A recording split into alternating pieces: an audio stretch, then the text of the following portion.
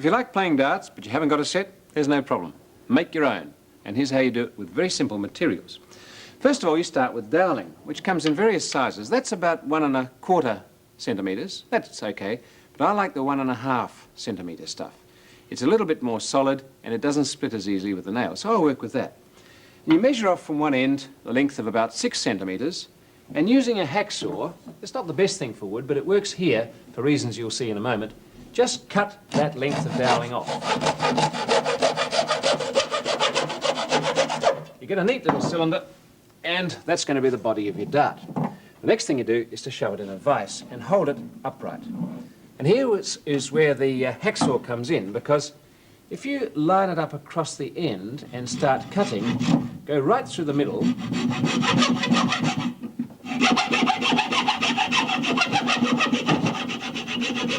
you stop when the blade has just sunk from view. That's how deep you want that slot to be. Take it out, make sure the thing is steady, and do another cut across to make, well, to make a cross.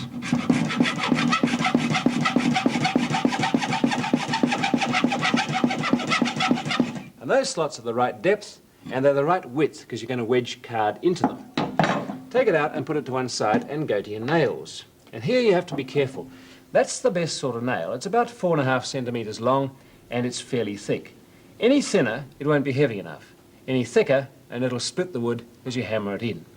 But you put that in the vise, and again with your hacksaw, you cut the head off right behind it. I won't do that now. If you do that, you'll obviously end up with a headless nail. By cutting the head off first, it's going to be much easier to sharpen to a point.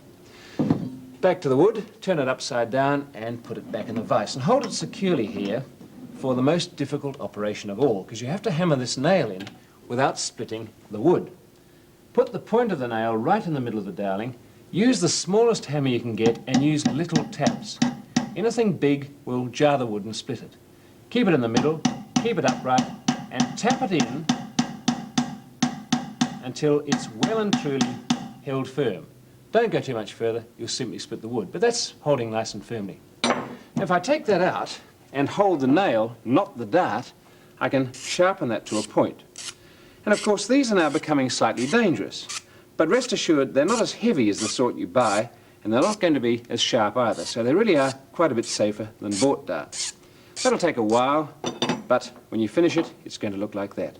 A cylinder of wood, the sharpened nail in one end and the cross at the other. And that's where we put the vanes, made out of thin cardboard or thick paper.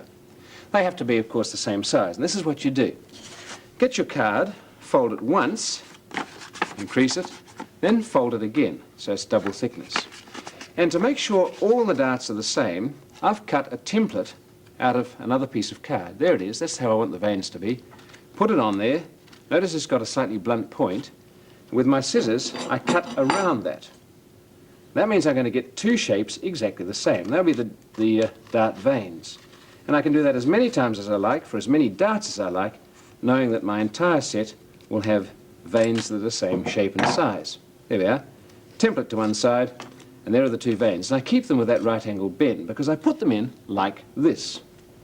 There's the cross. Don't straighten it out.